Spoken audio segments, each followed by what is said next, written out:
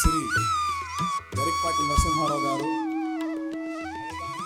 ప్రవచనకర్త, కవి. పశ్చిమ గోదావరి జిల్లా పెంటపాడు మండలం బోడపాడు అగ్రహారంలో శ్రీ వెంకట సూర్యనారాయణ, శ్రీమతి వెంకటరమణమ్మ గారులకు 1958 సెప్టెంబర్ 14న జన్మించారు. వీరు 9వ సంతానంగా జన్మించడం విశేషం. ఎంఏ, ఎంఫిల్, పిహెచ్డి చేశారు. ఉపాధ్యాయ వృత్తిలో 30 సంవత్సరాలు పనిచేశారు. వీరి సతీమణి శ్రీమతి శారద గారు. వీరికి 2 కుమారులు. తమ ఇష్ట రచయితలైనటువంటి శ్రీ గురజాడ గారుల పేర్లు పెట్టుకున్నారు. తర్వాత వీరి రచనలు సాగర ఘోష పద్యకావ్యం, బాష్పగుచ్చం, ధారాధార, పిల్లల బొమ్మల నిఘంటువు, సహస్ర భారతి, శతావధాన విజయం, తర్వాత మా అమ్మ అనేటువంటి లఘు కావ్యం, పల్లవి అనేటువంటి పాటలు, మౌఖిక సాహిత్యం, ఇవన్నీ కూడా వీరు రచించినటువంటి గ్రంథాలు.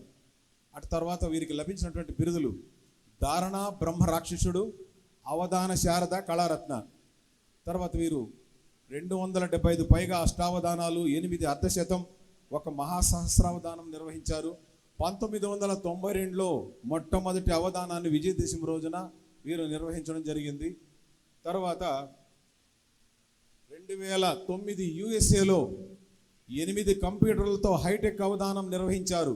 తర్వాత బెంగళూరులో మేధో పరీక్షలు ప్రథమ స్థానంలో నెగ్గారు. ఇక టీవీ కార్యక్రమాల విషయానికి వస్తే ఏబిఎన్ ఆంధ్ర జ్యోతి ఛానల్లో నవజీవన వేదం, సప్తగిరి ఛానల్లో మంచి కుటుంబం, ఓం టీవీలో రఘువంశం, భక్తి టీవీలో ఆంధ్ర మహాభారతం, ఇవన్నీ కూడా మనకు సుపరిచితమైనటువంటి కార్యక్రమాలే మనకు అందించారు వారు. వీరు మన దేశంలో, మన రాష్ట్రంలోనే కాకుండా America, Abu Dhabi, Malaysia, London, Singapore, Bahrain, కువైట్లో పర్యటించి అవధానాలు చేయడం జరిగింది. అటు తర్వాత ఎంఫిల్లో యూనివర్సిటీ ఫస్ట్ సాధించినందుకు అప్పటి ముఖ్యమంత్రి గౌరవనీయులు నందమూరి తారక రామారావు గారిచే స్వర్ణ పథకం పొందారు. 2004లో నండూరి రామకృష్ణమాచార్య పురస్కారం పొందారు. 2008లో భగవాన్ సత్యసాయిబాబా వారిచే సువర్ణహారం పొందారు. కనకాభిషేకాలు పొందారు. కొప్పురపు కవుల పురస్కారాలు పొందారు. భారత ప్రభుత్వం నుండి 2022న పద్మశ్రీ అవార్డు కూడా పొందారు. ఇవి మనకు మూడవసారి ముచ్చటగా చెప్పుకుంటున్నాం. అవార్డులు వెనక వాళ్ళు పోలేదు, అవార్డులు వారి వెనకే పరిగెత్తుకుంటూ వచ్చాయి. తర్వాత వీరి రచనలు 14 పుస్తకాలుగా ప్రచురించబడ్డాయి. కందుకూరి వీరేశలింగం, పివి నరసింహారావు గారు, ఆదిపట్ల నారాయణ దాసు, ఇటువంటి వారి పురస్కారాలందరూ కూడా అందుకున్నారు. తన శ్రీమతి మీద 108 పద్యాల గ్రంథాన్ని, చిన్న పుస్తకాన్ని రచించారు వారు. ప్రస్తుతం హైదరాబాద్లో స్థిరపడి ఉన్నారు. తర్వాత వీరికి వారి ఊరిలో ఉన్నటువంటి రామలింగేశ్వర స్వామి ఆలయమే తొలి రంగస్థలం అయింది. ఆయన చెప్పినటువంటి ఒక ముఖ్యమైనటువంటి సూక్తి మనకందరికి కూడా, అప్పు ఇవ్వవద్దు, అప్పు తీసుకోవద్దు, ప్రశాంతంగా ఉండడం నేర్చుకో. ఎవరికైనా అప్పు ఇస్తే దాన్ని మర్చిపో, దాన్ని డొనేషన్ కింద మార్చుకో. ఇప్పటి పరిస్థితులను చాలా చక్కగా వివరించారు ఆయన. అదే మనం అందరం కూడా ఈరోజు పాటిస్తున్నాం. తర్వాత ఆకాశవాణి విజయవాడలో పద్యాలన్నీ కూడా వినిపించారు 18-20 సంవత్సరాల వయసులో. తర్వాత కాకినాడలో స్థిరపడ్డారు. అటు తర్వాత శ్రీ రంగనాయకమ్మ గారుల రచనలు చదివి కొంతవరకు అభ్యుదయ రచనలు కూడా చేశారు వీరు. అభ్యుదయవాది అని కూడా చెప్పొచ్చు. తర్వాత వీరు ఉపన్యాసాల్లో చమత్కారం, చురుకులే కాకుండా మూఢనమ్మకాలను ఎప్పటికప్పటికి ఎండగడుతూ ఉంటారు. క్రమశిక్షణకు మారుపోయినటువంటి గరికపాటి గారు. వీరి నుండి తెలుసుకోవాల్సినటువంటివి ఈరోజు కూడా యూట్యూబ్లో మనం చూసినామంటే, ముఖ్యంగా 60 సంవత్సరాల వయసు దాటాక ఎలా జీవించాలి, ఏ పుస్తకాల్లో కన్నా కూడా అద్భుతంగా చెప్పడం జరిగింది. పూజలు, వ్రతాలు, జాతకాలు, వాస్తు, సాంప్రదాయాలన్నీ కూడా శాస్త్రీయంగా ఆలోచింపజేసే విధంగా మనకు స్ఫూర్తిని కలిగించారు. శ్రీహరి నందకాంశంతో అన్నమయ్య జన్మించి కత్తికి 2 వైపులా పదునున్నట్లు భక్తి, వైరాగ్య, శృంగార కీర్తనలు రచించినట్లే వీరు సాహిత్య ఖడ్గానికి 2 వైపులా పదునుంది. కాబట్టి దురాచారాలపై తన వాడి సాహిత్య ప్రవచనాల ఖడ్గంతో దండెత్తుతూ కూడా ఉన్నారు. దండయాత్రలు చేస్తూనే ఉన్నారు. దండలు వేయించుకుంటున్నారు. దండాలు పెట్టించుకుంటూ ఉన్నారు. ఓ తెలుగువారి ఘనాపాటి మా గరికపాటి, ఆంధ్రదేశాన లేరు నీకు సాటి, సరస్వతీదేవి మాత్రమే నీకు పోటీ, చమత్కారాలలో నీవు మేటి. ఇంతకన్నా చెప్పాల్సిన అవసరం. తర్వాత ఈరోజు ఈ కార్యక్రమానికి గురువు గారిని వేదిక మీదకి తీసుకురావాల్సిందిగా చిత్తూరు ఎమ్మెల్యే గారిని, తండ్రి గారైనటువంటి గురజాల చెన్నకేశవ నాయుడు గారు, అటు తర్వాత సిటమ్స్ ప్రిన్సిపాల్ గారు శ్రీ వెంకటరాజ్ చలపతి గారు, కళ్యాణ్ చక్రవర్తి గారు, కేవీఆర్ జ్యువెలరీస్ నారాయణి అమ్మ భక్తులైనటువంటి నారాయణమూర్తి గారు వారిని సగౌరవంగా వేదిక మీదికి ఆహ్వానించడం జరుగుతుంది.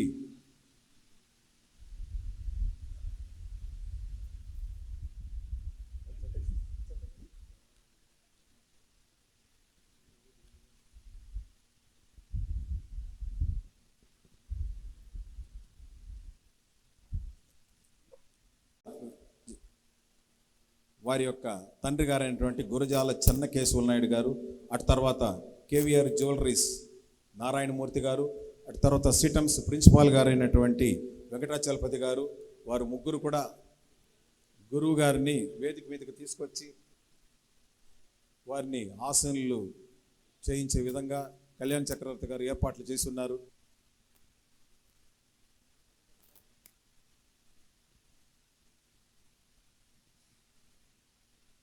రమే రామే మనోరమే సహస్రనామ తత్తుల్యం రామనామ వరాననే.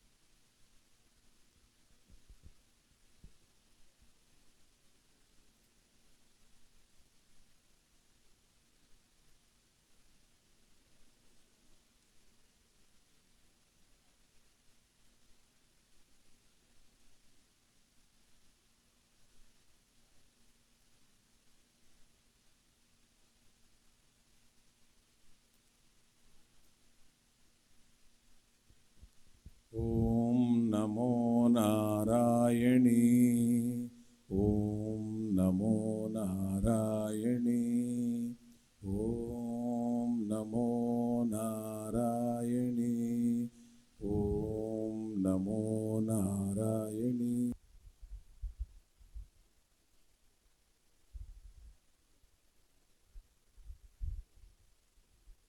అందరూ కూడా సుఖాసీనులు కావాల్సిందిగా కోరుతున్నాం. హరి ఓం. చిత్తూరు పట్టణంలో మహానటుడు నాగయ్య కళాక్షేత్రంలో జరుగుతూ ఉన్న యోగ వాసిష్టం మీద 3 రోజుల ప్రవచనంలో భాగంగా మొదటి రోజు ప్రవచనానికి మీకు అందరికీ హృదయపూర్వకంగా స్వాగతం పలుకుతున్నాం. మాతృదేవోభవ. 80 ఏండ్లు దాటెనని ఎలా వచించెదవమ్మా. మా అమ్మగారికి 80 ఏళ్ళు దాటినప్పుడు సహస్ర చంద్ర దర్శన ఉత్సవం అని ఒక సంప్రదాయబద్ధమైంది ఓ చిన్న కార్యక్రమం తలపెట్టి చేశాం.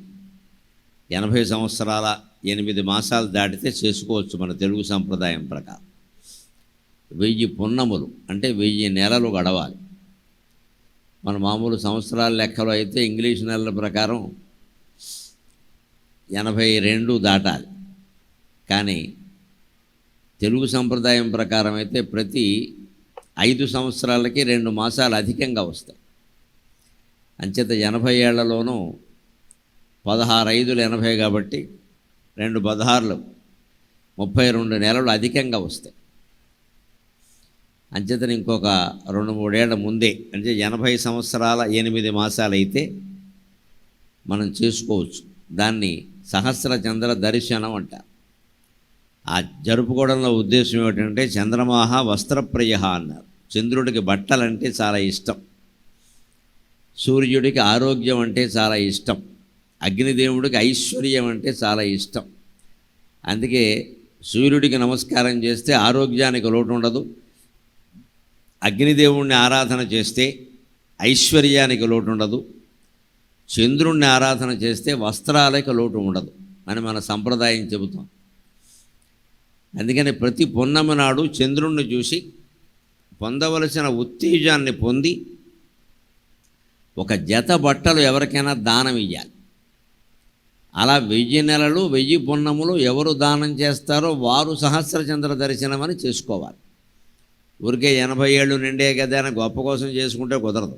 అందుకోసం కాదు, మన వ్రతాలు నోములు పూజలు అన్నీ కూడా మన ఆస్తిని మనమే తగ్గించుకొని ఇతరులకి దానం వేయడం కోసం ఏర్పాటైనవి. ఆ సంప్రదాయం అంత గొప్పది. మనందరం మనం మామూలుగా ఇవ్వమంటే ఇవ్వం కదా, పుణ్యం పేరు మీద అయితే ఇస్తాం.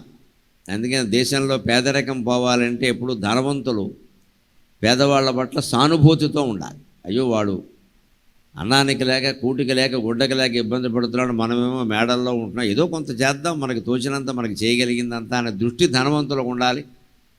అయ్యో ఆయన పుణ్యాత్ముడు పూర్వజన్మలో కాబట్టి ఐశ్వర్యం పట్టింది, ఆయన ఎలా కలకాలం చల్లగా ఐశ్వర్యంతో ఉండాలి, వాళ్ళ ఇంట్లో శుభకార్యాలు జరుగుతూ ఉండాలి, ఆ రకంగా మనకు కాస్త పని దొరకాలి, ఉపాధి కల్పన జరగాలి అని పేదవాళ్ళు ఆలోచించాలి. అప్పుడు సమాజంలో సామరస్యం నెలకొంటుంది.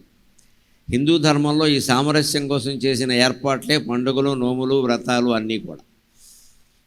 ఒకవేళ మేము చేయలేదండి ఇప్పటికే, కానీ మాకు పిల్లలు చేస్తూ ఉంటున్నారు, మాకు చేసుకోవాలని ఉత్సాహం, దానికి అవకాశం ఉంది. చక్కగా పేదవాళ్ళనే ఎంపిక చేసి 1000 జంటలకి 1000 జతల బట్టలు దానం ఇచ్చి చేసుకోవాలి. అందుకని మనం పార్టీలు, విందులు, వినోదాల కోసం పెట్టినవి కావు. ఒకేసారి 1000 జంటలు ఎంపిక చేసి 1000 మంది పేదవాళ్లే ఉండాలి. మళ్ళీ మన బావమరుదులు, మేనల్లుళ్ళు, తోడళ్ళు పనికిరారు ఎక్కడ. మాలాంటి పండితులు వేరే విషయం, అది వాళ్ళకి ఇచ్చే విషయం కాదు. పండితుల్లో కూడా పేదవాళ్ళు ఉంటే చూడండి, అంతే. పేదరికమే దానికి ప్రధానం. అలా ఇచ్చి చేసుకోవచ్చు. ఆ దర్శనం చేసే అర్హత అప్పుడు వస్తుంది.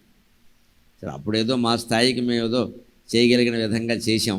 ఆవిడ సంతోషించినప్పుడు ఒక్కసారి 80 దాటారా, ఇంకెంతకాలమో అంటే అప్పుడు వచ్చింది ఈ పద్యం. 80 ఏండ్లు దాటెనని ఎల వచించెదవమ్మ, దేహమే వణకుచునుండే, నాకు నిది పండుగ సేయుటో గుర్తు సేయుటో. 80 ఏండ్లు దాటెనని ఎల వచించెదవమ్మ, దేహమే వణకుచునుండే, నాకు నిది పండుగ సేయుటో గుర్తు సేయుటో. నినుగని 1000 మార్లు తన నీరసమున్ విడె నిండు చంద్రుడే. అమ్మా, నినుగని 1000 మార్లు తన నీరసమున్ విడె నిండు చంద్రుడే. ననుగన నిమ్మ నీదు కరుణంగన నిమ్మ శతాధికాబ్దముల్. ననుగన నిమ్మ నీదు కరుణంగన నిమ్మ శతాధికాబ్దముల్. 80 ఏళ్ళు దాటే అని ఎందుకు గుర్తు చేస్తావమ్మా? ఇది పండగ చేయడమా, గుర్తు చేయడమా? ఆయుర్దాయం అయిపోతుందని మమ్మల్ని కంగారు పెట్టకు. దేహం వణుకుతుంది, తల్లి లేని జీవితం ఎలాగా? కానీ ఒక సత్యం ఏమిటంటే, నువ్వు ప్రతి నెలా పొన్నమి నాడు చందమామను చూసి ఆ చందమామలో ఉండే వెలుగును గురించి మాకు చిన్నతనం నుంచే చెప్పడం వల్ల నిజానికి చంద్రుడి నుంచి నీకు కలిగిన ఉత్తేజం కంటే నీ నుంచి చంద్రుడికి కలిగిన ఉత్తేజమే ఎక్కువ అన్నాడు. నేను కానీ 1000 మార్లు తన నీరసమున్ విడే నిండు చంద్రుడే. ఎందుకంటే చంద్రుడికి వృద్ధిక్షయాలు ఉన్నాయి. శుక్లపక్షంలో వృద్ధి చెందుతాడు, కృష్ణపక్షంలో క్షయం అయిపోతాడు. అంచేతను వృద్ధిక్షయాలు రెండు సమానంగా చూసి ఇంతమంది పిల్లల్ని పెంచి పెద్ద చేసి సుఖదుఖాలన్నీ తట్టుకున్నటువంటి నిన్ను చూసి చంద్రుడే కొత్తగా నీరసాన్ని కోల్పోయి ఉత్తేజాన్ని తెచ్చుకుంటాడమ్మా. ఆయన చూడడం వల్ల నీకేం ప్రయోజనం కలిగిందో మరి నాకు తెలియదు, కానీ నిన్ను చూడడం వల్ల ఆయనకే ప్రయోజనం కలిగి ఉంటుంది. నిన్ను కానీ 1000 మార్లు తన నీరసమును విడే నిండు చంద్రుడై నన్ను గణనిమ్మ నీదు కరుణన్ గణనిమ్మ శతాధికాబ్దములు. అంచేత నేను కనీసం 100 ఏళ్ళు దాటే వరకు నీ కరుణ నేను పొందేలా, భౌతికంగానే రోజు నమస్కారం చేసుకుని పొందేలాగా ఆశీర్వదించవమ్మా అని దండం పెడుతున్నాం. దాంతో కార్యక్రమం యోగ వాసిష్టం ఎందుకు మొదలు పెడుతున్నామంటే, యోగ వాసిష్టం అంటే వేదాంతం. 32,000 శ్లోకాలు ఉండేటువంటి పెద్ద వేదాంత గ్రంథం. భారతీయ సాహిత్యంలో కాదు, ప్రపంచంలో ఎక్కడా ఇంత పెద్ద వేదాంత గ్రంథం, ఫిలసాఫికల్ బుక్ అనేది లేదు అసలు. అన్నీ పెద్దవన్నీ మన దగ్గర ఉన్నాయి, చాలా చిన్నవి కూడా మన దగ్గర ఉన్నాయి. 32,000 యోగ వాసిష్టం మన దగ్గర ఉంది. దాని తర్వాత 3,000 రెండవ స్థానం, చాలా తక్కువ శ్లోకాలు, దాంతో పోలిస్తే 10%. 3,000 శ్లోకాలతో రుభుగీత మన దగ్గరే ఉంది. శివుడు జైగీషవ్యుడు అనేవాడికి చెప్పింది అది. తర్వాత 700 శ్లోకాలతో భగవద్గీత మన దగ్గర ఉంది. తర్వాత 100 శ్లోకాలతో వేదాంత నిండమం శంకరాచార్య రచించింది మన దగ్గరే ఉంది. తర్వాత 10 శ్లోకాలతో దక్షిణామూర్తి స్తోత్రం, తర్వాత 5 శ్లోకాలతో మనీషా పంచకం, చివరికి శంకరాచార్య స్వామి అన్నీ రచించి ఒకే ఒక్క శ్లోకంలో చెబుతున్నా మీరు గ్రహించగలిగితే ఇది చాలు అని ఏకశ్లోకి అని ఒకే ఒక శ్లోకంలో వేదాంత సారమంతా చెప్పారు. అలాంటిది 32,000 నుంచి ఒక శ్లోకం వరకు, ఒక శ్లోకం అనే సంక్షిప్తత నుంచి 32,000 అనే విస్తృత స్థాయి వరకు మొత్తం సాహిత్యం అంతా మన దగ్గరే ఉండడం భారత జాతిగా మనం గర్వించాల్సినటువంటి విషయం. అందులో వేదాంతం యొక్క సారం ఏమిటంటే సుఖదుఖాలని సమానంగా భావించడం. ఒక మాటలో చెప్పాలంటే అంతే. వేదాంతం అంటే ఏమిటంటే సుఖదుఖ యోగం అంటే ఏమిటి, యోగి అంటే ఎవరు అంటే ఏదొచ్చినా సరే సమానంగా భావించేవాడు. జ్ఞాని అంటే ఎవరంటే అంతా ఒక్కటే, ఆ ఒక్కటే నేను అని గ్రహించినవాడు. జ్ఞానం అంటే అంతే, ఒక్క మాటలో చెప్పచ్చు. దాన్ని పొందడం కష్టం కానీ చెప్పడానికి ఏమి ఇబ్బంది లేదు. అంతా ఒక్కటే, ఆ ఒక్కటే నేను, అదే జ్ఞానం. యోగం అంటే ఏమిటంటే వృద్ధైనా క్షయమైనా, అవకాశం వచ్చినా ఉన్న అవకాశం పోయినా, లేదు ఏదైనా సన్మానం జరిగినా అవమానం జరిగినా అన్నీ ఈ దేహానికి జరిగే తప్పితే నాకు కాదు, నేను వేరే, ఈ దేహం వేరే, ఈ దేహం దాని కర్మఫలాలు అనుభవిస్తోంది, పుణ్యమైనా పాపమైనా. నేను కేవలం సాక్షి మాత్రంగా ఉంటున్నాను అని ఉండగలిగితే అది వేదాంతం బాగా ఆ వ్యక్తికి బాగా అర్థమైనట్టు లెక్క. అటువంటి యోగ వాసిష్టంలోకి మనం ప్రవేశిస్తూ ఉన్నాం. దీని ఆవిర్భావమే చాలా ఆశ్చర్యకరమైన విషయం. ఇది రామాయణ కాలంలో పుట్టినటువంటి గ్రంథం. వాల్మీకి రచనగా ఇది ప్రసిద్ధమైంది. వశిష్ఠునికి రాముడికి మధ్యలో జరిగినటువంటి సంవాదమే యోగ వాసిష్టం. వశిష్ఠుడు చెప్పిన మహాయోగం కాబట్టి దీన్ని యోగ వాసిష్టం అంటారు. గొప్ప జ్ఞానం ఇందులో ఉంది కాబట్టి జ్ఞాన వాసిష్టం అంటారు. రాముడికి చెప్పాడు కాబట్టి దీన్ని వశిష్ఠ రామాయణం అంటారు, జ్ఞాన వాసిష్ఠ రామాయణం అంటారు, వశిష్ఠ రామ సంవాదం అంటారు. రకరకాల పేర్లు ఉన్నాయి. ఎందుకు రాముడికి ఇది చెప్పవలసి వచ్చింది? రాముడు స్వయంగా దేవుడు కదా అంటే రామావతారానికి కృష్ణావతారానికి ఉండే తేడా అదే. రాముడు మానవుడుగా పుట్టాడు, విష్ణువు మానవుడుగా పుట్టాడు. పుట్టినప్పుడే ఆయన నేను మానవుణ్ణనే భావించాడు, మానవుణ్ణనే చెప్పాడు. ఆత్మానం మానుషం మన్యే రామం దశరథాత్మజం అన్నాడు. నేను మనిషిని, మీరు ఋషులందరూ నువ్వు దేవుడువయ్యా, నువ్వు విష్ణు వంశాన్ని కీర్తిస్తుంటే నాకు అవన్నీ తెలియవండి. ఆత్మానం మానుషం మన్యే రామం దశరథాత్మజం అన్నారు. నేను కేవలం మామూలు మనిషిని, మా నాన్న పేరు దశరథుడు, మా అమ్మ పేరు కౌసల్య, బళ్ళు అలాగే రాశారంటే ఇంక నాకు అంతకంటే తెలియదు అన్నాడు. ఆయన మనిషిగానే బతికాడు, మనిషిగానే కష్టసుఖాలన్నీ ఎదుర్కొన్నాడు, సుఖాన్ని కూడా ఎదుర్కొన్నాడు. మనం నేర్చుకోవాలి, కష్టాన్ని ఎదుర్కోవడం కాదు, సుఖాన్ని కూడా ఎదుర్కోవాలి. ఒక్కోసారి కష్టాన్నైనా భరించగలం, సుఖాన్ని భరించలేం. లోకంలో అసూయను భరించవచ్చు, సానుభూతిని భరించలేమండి.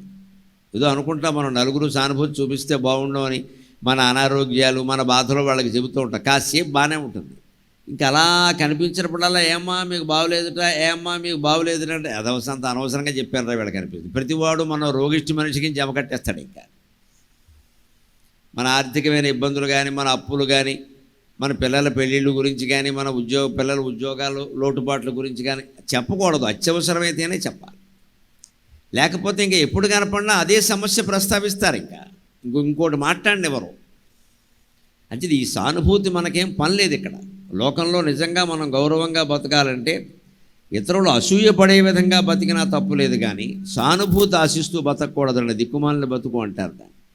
సానుభూతి ఆశించినప్పుడు మనం చాలా విషయాలు ఎవరికి చెప్పాల్సిన అవసరం ఉండదు. అసలు అత్యవసరమైతే చెబుతాను, లేకపోతే లేదు. దానికి ఎందుకు ఇంకా అంచేతన జీవితం అది. రాముడు ఎవరి సానుభూతిని ఆశించలేదు. అలాగని ఎవరో అసూయపడాలని ఆయనకేమీ లేదు. ఆయన ధర్మం ఏదో ఆయన చేశాడు. రామో విగ్రహవాన్ ధర్మ. అందుకే నేను మనిషినండి, నేను అవతారాలు ఇవన్నీ నాకు తెలియవు. మనిషిగా కష్టసుఖాలను ఎలా ఎదుర్కోవాలో అలా ఎదుర్కొంటానని విశ్వామిత్రుడు గురువు, వశిష్ఠుడు గురువు, ఆ ఇద్దరు గురువుల దగ్గర ఆయన నేర్చుకున్నది ఏదో జ్ఞానాన్ని అమలు చేశాడు.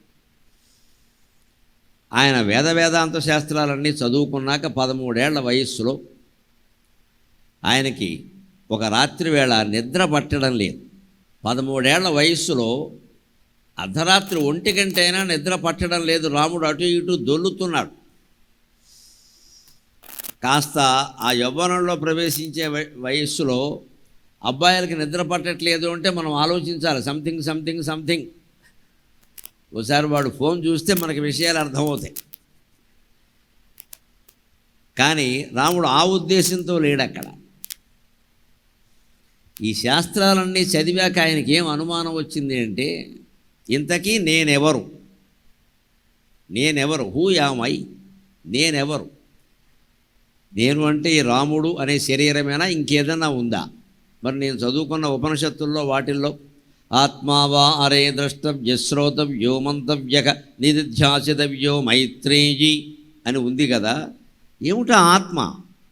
శరీరమేనా ఆత్మ, ఇంకేదైనా ఉందా? శరీరమే ఆత్మ, శరీరమే జీవుడు ఉందామంటే మరి శవానికి శరీరం ఉంది, కళ్ళు ఉన్నాయి, చెవులు ఉన్నాయి, అన్నీ ఉన్నాయి, కానీ పిలిస్తే పలకడం లేదు, దేనికి స్పందించట్లేదు. అంటే దేహమే మనమైతే ఏ మృత శరీరాన్ని చూసినా మనకి వెంటనే అనుమానం రావాలి ఖచ్చితంగా. దేహం మనం కాదని తెలియాలి అప్పుడైనా. ఎవరైనా చనిపోతే చూడడానికి వెళ్ళాలి, మొహమాట పడకూడదు. ఎందుకు? జ్ఞానం కలుగుతుంది దానివల్ల. గుళ్ళో వెళితే ఎంత జ్ఞానం కలుగుతుందో శ్మశానాన్ని సందర్శిస్తే కదండి, శ్మశానంలో సంచరిస్తే అంత జ్ఞానం కలుగుతుందో నాకేం మొహమాటం లేదు చెప్పడానికి. కావాలంటే హరిశ్చంద్ర నాటకంలో బలిజేపల్లి వారి పద్యాలు, జాషువా గారి పద్యాలు కూడా చదవండి, ఎంత జ్ఞానం కలుగుతుందో శ్మశానం చూస్తే. మనం సెంటిమెంట్లు పెట్టుకుని ఇంట్లో కూర్చుంటాం ఇక్కడ. మనం గుళ్ళోకి వెళ్ళేది సెంటిమెంట్ కోసమే, శ్మశానానికి వెళ్ళకపోయేది కూడా సెంటిమెంట్ కోసం. ఈ సెంటిమెంట్లు వదిలేయాలి, శాస్త్రజ్ఞానం పట్టుకోవాలి. ఒక మనిషి నిజంగా మనకు కావలసిన మనిషి, తల్లో తండ్రో అన్నో ఎవరైనా సరే, బాగా మిత్రుడో చనిపోయాడు. ఎవరా చనిపోయింది? ఆ మిత్రుడు, అతని పేరేదో రమేష్ అనుకుందాం. రమేష్ అంటే ఇదివరకు పలికేవాడు, ఇప్పుడు ఎందుకు పలకట్లేదు? రమేష్ అంటే ఆ శరీరమే అయ్యుంటే పలకాలి కదా. పలక్కపోతే ఆ రమేష్ ఏమయ్యాడు? ఇందులోంచి వెళ్ళిపోయాడు. మరి వెళ్ళిపోయిన వాడు రమేష్ అయితే ఇంతవరకు రమేష్ అనగానే శరీరం లేస్తుంది పైకి, ఇది అజ్ఞానం కదా. ఇది మనందరికీ కలగాల్సిన అనుమానం. ఇది ఎంత తొందరగా కలిగితే అంత మంచిది. దేశంలో జవాబు వెతకాల్సిన ప్రశ్న ఇది ఒక్కటే, నేనెవరు. రమణ మహర్షిని భక్తుడు ఒక ఆయన చాలా బలవంత పెట్టి నాకు మంత్రోపదేశం చేయండి, మీరు చెప్పిన మంత్రం ఎప్పుడు జపిస్తానంటే, నిజంగా చేస్తావా అన్నాడు. చేస్తానన్నాడు. నేనెవరు, అదే మంత్రం పో అని చెప్పాడు. ఇంకేం మంత్రం చెప్పాల. నేనెవరు, ఇదే మంత్రం. ఆలోచించు. ఈ నమశివాయ కంటే, నమో నారాయణ కంటే, శ్రీమాత్రే నమః కంటే, అన్ని మంత్రాల కంటే గొప్ప మంత్రం తెలుగులో చెబుతున్నాను ఆయన, నేనెవరు పో అని చెప్పాడే. ఇదేం మంత్రం అండి అన్నాడు. నేను మాట్లాడకుండా ఆలోచింపజేసే మంత్రం, పో ఆలోచించి అని చెప్పాడు. అది మనకి నచ్చదు. మనకి మంత్రోపదేశాలంటే ఏదో మనకు స్వార్థ ప్రయోజనాలు నెరవేరడం కోసం కొన్ని మంత్రాలు ఉండాలి, వాటి ద్వారా ఏదో జరిగిపోవాలి. అలా జరగవు. రాముడికి అదే అనుమానం వచ్చింది, నేనెవరు, ఈ శరీరం నేను కాదని తెలుస్తోంది. బుద్ధి ఇంద్రియాలు ఇవన్నీ పనిచేయని గాఢ సుషుప్త స్థితిలో కూడా నేను ఉన్నాను. అర్ధరాత్రి మనం అంతా ఉన్నాం, ఇప్పుడు అందరూ జాగ్రత్త అవస్థలోనే ఉన్నాం. ఎవరైనా ఇప్పుడు కూడా నిద్రావస్థలో ఉంటే వారికి నమస్కారం. నేను మాట్లాడుతున్నా, ఇన్ని లైట్లు ఉన్నా కూడా నిద్రపోతున్నారంటే వారే మహాయోగి, వారి దర్శనం పుణ్యం, నమస్కారం పెట్టుకోండి. ఏమీ పట్టట్లేదంటే అదే వాడే లెక్క. అందుకని అంతా మనం జాగ్రత్త అవస్థలో ఉన్నాం తెలుస్తోంది. శరీరమే మనమనే భ్రమలోనే ఉన్నాం. మనం కాదు, ఎందుకంటే పడుకుంటాం, కలగంటున్నాం. కలలో మనం ఇంకో శరీరం ధరిస్తున్నాం. పడుకున్న శరీరం మనమా, కలలో శరీరం మనమా? రెండు శరీరాలు మనమేంటే, రెండు శరీరాలు ఎప్పుడంటే అప్పుడు ఎందుకు ధరించలేము, అప్పుడు మాత్రమే ఎందుకు ధరిస్తున్నాం? కాసేపటికి అది ఎందుకు మాయమవుతోంది, ఇది ఎందుకు ఉంటోంది? ఇవన్నీ ప్రశ్నలే. ఇవే జీవితంలో చాలా కీలకమైన ప్రశ్నలు. 32,000 యోగ వాసిష్టం దీని గురించే పుట్టింది. ఇంకా అవస్థ ఉంది, మూడో అవస్థ సుషుప్తి అంటారు. జాగ్రత్త అవస్థ వేరు, స్వప్నావస్థ వేరు. సుషుప్తి అంటే కల కూడా రాకుండా గాఢమైన నిద్ర పడుతుంది. అప్పుడు కల కూడా లేదు, కానీ తానున్నాడు, నేను అనేది ఉంది. లేకపోతే పొద్దున్న లేచాక ఒళ్ళు తెలియకుండా నిద్ర పట్టేసింది. ఎవరికి? శరీరానికా? ఆ నిద్ర పట్టిందే అని అనుభూతి చెందినవాడు లోపల ఉన్నాడు, అది ఆత్మ. అత్యుగ్ర సుషుప్తి ఎందుకనుచున్నది ఏది, ఎంచి చూడు మేకాగ్రత చోడ ఆత్మయనియందురు దాని పరాత్మకో అవిదుల్. సాగర ఘోష కావ్యంలో అద్వైత సిద్ధాంతాన్ని వివరిస్తూ రాసిన పద్యం ఇది. జాగ్రత్త అవస్థలో కనులు సర్వము కాంచుచునుండు, వాసనా వ్యగ్రత చేత స్వప్నముల అంతకునంతగనంగవచ్చు. అత్యుగ్ర సుషుప్తి ఎందు కనుచున్నది ఎయ్యది, ఎంచి చూడు ఏకాగ్రతతోడ ఆత్మయని అందురు దాని పరాత్మకో విదుల్. జాగ్రత్త అవస్థలో కళ్ళన్నీ చూస్తున్నాయ్యా, స్వప్నావస్థలో ఈ కళ్ళతో చూసిన విషయాలేవో అటు ఇటుగా మొత్తం మీద లోపల వస్తున్నాయి. మరి అత్యుగ్రమైన సుషుప్తి గాఢ నిద్రలో చూస్తున్న వాళ్ళు ఎవరు సాక్షిభూతంగా ఉండేవాడు లేడు అంటే మరి పొద్దున లేచి ఆ నాలుకతోనే నేను రాత్రి సుఖంగా పడుకుంటున్నాను అన్నాడు వాడెవడు. ఆ పడుకున్న అనుభూతి ఎవరికీ లేకపోతే ఎలా చెబుతున్నారు? అంచేతన జాగ్రత్త అవస్థ కంటే భిన్నంగా, స్వప్నావస్థ కంటే భిన్నంగా గాఢ సుషుప్తి అవస్థలో నేను అనేది ఉంది, ఆత్మ ఉంది. అప్పుడు మిగిలినవేవి ఉన్నట్టుగా మనకి స్పృహ లేదు. ఎప్పుడూ ఉన్నాను అనే స్పృహ ఉండేది ఆత్మ ఒక్కటే. ఆ ఆత్మ మాత్రమే నేను. అది గ్రహించడమే వేదాంతం. అప్పుడు అదే మనమైనప్పుడు మనం దానికోసమే తాపత్రయపడాలి. దీనికోసం ఎందుకు పడుతున్నాం? ఇదే అజ్ఞానం. మనది కాని దాన్ని మనం అనుకోవడం, మనది అనుకోవడం, అయిన దాన్ని వదిలేయడం అజ్ఞానమా కాదా? లోకంలోనైనా అయిన వాళ్ళని వదిలేసుకుని కాని వాళ్ళందరినీ చేరదీస్తే ఏమంటారు? అయిన వాళ్ళకి ఆకుల్లో, కాని వాళ్ళకి కంచాల్లో అంటారు తెలుగులో సామెత. తెలుగు సామెత ఒక్కటి అర్థమైతే మొత్తం జీవితం అర్థమవుతుంది. మీకు విజ్ఞానం కలగాలన్నా, వేదాంతం కలగాలన్నా తెలుగు భాష ఒక్కటి చాలు. తెలుగు సామెతలు ఒక్కటి చాలు, వేరే ఏమక్కల. ఇదే సామెత. ఆయన వాళ్ళకి ఆకుల్లో, కాని వాళ్ళకి కంచాల్లో. ఏమిటది? ఆకులో ఎవరికి పెడతారు? అతిథులు వేరే వాళ్ళు వచ్చినప్పుడు ఆకులో పెడతారు. మనం తిన్న ఎంగిలి కంచాల్లో ఎంత కడిగినా సరే ఎంగిలి కంచాల్లో వాళ్ళకి పెట్టకూడదు. మనం తిన్న కంచాల్లో ఎప్పుడు బాగా దగ్గర చుట్టాలకి తప్పితే బయట వాళ్ళకి పెట్టకూడదు. వాళ్ళకి ఇబ్బంది, మనకి ఇబ్బంది. ఇక మనం ఇప్పటికే దాన్ని 2 ఏళ్ళు వాడాము. తినడానికి వాడికి ఇబ్బంది, వాడు తిన్నాక మనకి ఇబ్బంది, ఇంత కడిగినా సరే. అందుకే పరాయి వాళ్ళు వస్తే ఆకుల్లో పెట్టమన్నారు. పరాయి వాళ్ళు కాస్త దూరం వాళ్ళు వస్తే ఆకుల్లో పెట్టమన్నారు. ఎందుకంటే ఆకు అప్పటికప్పుడు తీసేస్తాం, వాళ్ళకి ఇబ్బంది లేదు, మనకి ఇబ్బంది లేదు. దగ్గర వాళ్ళకి కంచాల్లో పెట్టమన్నారు. మన ఇంట్లో కొడుకులు, కోడళ్ళు, అలాగే మేనల్లుళ్ళు, మేనమామలు వీళ్ళంతా దగ్గర వాళ్ళే కదా, పర్వాలేదు పెట్టమన్నారు. ఒక్కొక్కళ్ళ ఏమిటి అయిన వాళ్ళకి ఏమీ చేయరు, కాని వాళ్ళు ఎవరినో పూసుకుంటారు బాగా. అప్పుడు వచ్చింది సామెత, అయిన వాళ్ళకి ఆకుల్లో, కాని వాళ్ళకి కంచాల్లో పెడతారు వీళ్ళు. అసలు వాళ్ళని వదిలేస్తారు, వేరే వాళ్ళని గౌరవిస్తారు. పిల్లల పట్ల మన బాధ్యతలు మనం నిర్వర్తించాం. మనం వదిలేసి ఏం చేస్తూ ఉండదు తెలుసా? బయట ఆ సంఘాల్లో ఈ సంఘాల్లో చేరతాం, బ్యాగులు వేసి వెళ్ళిపోతూ ఉంటాం బాగాను. ఎందుకంటే అక్కడ పేరు వస్తుంది, పేపర్లో పేరు వస్తుంది. ఇంట్లో పిల్లల్ని పెంచితే ఏమిటి వస్తుందండి? సంపాదించే పని కావాలి అందరికి కూడా. పిల్లల్ని పెంచడం అనేది సంపాదించే పని కాదు మరి. అందుకని పిల్లల్ని వదిలేస్తాం. అందుకే వాళ్ళు పెద్ద అయ్యాక మన్నే వదిలేసారు, గొడవలేదు, ఎంతకంతే. వాళ్ళు కూడా బయట తల్లి సేవ గురించి, తండ్రి సేవ గురించి ఉపన్యాసాలు ఇస్తారు, పెద్ద పెద్ద సాయాలు చేస్తారు, వృద్ధాశ్రమానికి వెళ్ళి పళ్ళు పంచి పెడతారు. ఇంట్లో తల్లిని చూడరు సరిగ్గా. లోకమంతా ఇదే నాటకం ఆడుతుంది. ఈ నాటకానికి సమాధానమే వేదాంతం. సామాజిక సంస్కరణ అనేటువంటి ఇంజన్కి వేదాంతమే ఇంధనం అంటాడు వివేకానంద స్వామి. సమాజాన్ని నువ్వు సంస్కరించాలి అంటే అదొక ఇంజన్ అనుకో. ఇంజన్కి ఇంధనం ఉండాలి కదా. ఆ ఇంధనం ఏమిటంటే వేదాంతం. వేదాంతాన్ని పక్కాగా బోధించు, ఏం మొహమాట పడద్దు, ఏం ఆశించి చెప్పొద్దు, ఖచ్చితంగా చెప్పు. ఎవడు వచ్చినా మంచిదే, ఎవడు రాకపోయినా మంచిదే, ఎవడు విన్నా మంచిదే, ఎవడు వినకపోయినా మంచిదే, ఖచ్చితంగా చెప్పు. కొద్దిమంది అయినా వింటారు. అంత ఖచ్చితంగా చెబుతున్నా ఇంతమంది వస్తున్నారంటే సత్యాన్ని మెచ్చుకునే లక్షణం ఉందనడానికి ఇదే ఉదాహరణ, ఎందుకంటే వేరే ఉదాహరణ అక్కర్లేదు. గరికిపాటి వారు చాలా ఖచ్చితంగా చెబుతారు, కొట్టినట్టు చెబుతారని తెలుసుని కూడా ఇంతమంది వస్తున్నారంటే ఇంకెంతకంటే ఏం కావాలి? ఎందుకని సత్యం అది నీ గొప్ప నా గొప్ప కాదు, సత్యం అంతే. సత్యం నిన్ను వెంటాడుతుంది, వేటాడుతుంది, తప్పదు. నువ్వు ఇవాళ కాకపోయినా రేపైనా ఒప్పుకొని తీరాల్సిందే, అది సత్యం. అది సత్యం చెప్పడానికి చాలా ధైర్యం ఉండాలి. ఏమి ఆశించేవాడు సత్యం చెప్పలేడు, వాడినో వీడినో పొగుడుతూ కూర్చుంటాడు ఇక్కడ. అలా పొగడాల్సిన అవసరం వశిష్ఠుడికి లేదు, రాముడికి లేదు, వాళ్ళ దైవాల నాకు కూడా లేదు. అందుకని రాముడికి ఆ అనుమానం వచ్చింది, ఏమిటిది, నేనెవరు. వెంటనే ఏం చేశాడు తెలుసు? అనుమానం వస్తే ఎప్పుడూ గ్రంథం చూడాలి, లేదా గురువు దగ్గరికి వెళ్ళాలి. అది అర్ధరాత్రి. ఆ రోజుల్లో తాటాక పుస్తకాలు కూడా లేని రోజులు. రామాయణ కాలానికి తాటాక పుస్తకం లేదు. ఉంటే రామాయణాన్ని తాటాకుల మీద రాయించి చెప్పేవాడు వాల్మీకి. లవకుశులకి పాటలను నేర్పాడు, దాన్ని కంఠస్థం చేయించాడు.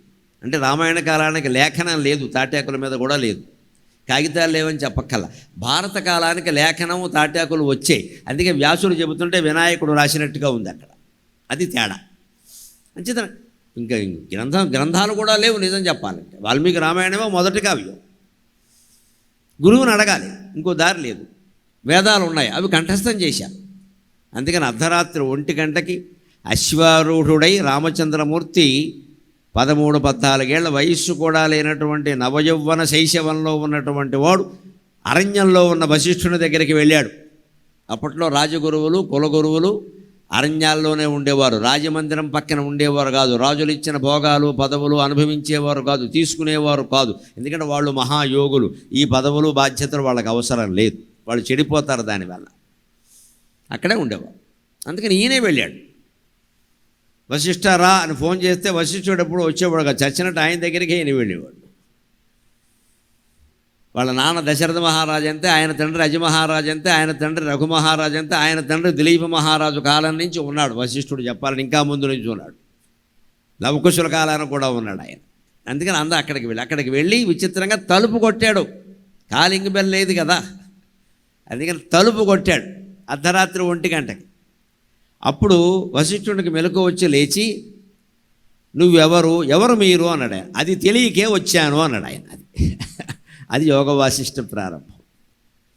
తలుపు కొడితే మరి నువ్వెవరు అంటాం కదా, ఎవరు నువ్వు అన్నాడు. అది తెలియకే వచ్చాను అన్నాడు ఆయన. అది సమాధానం.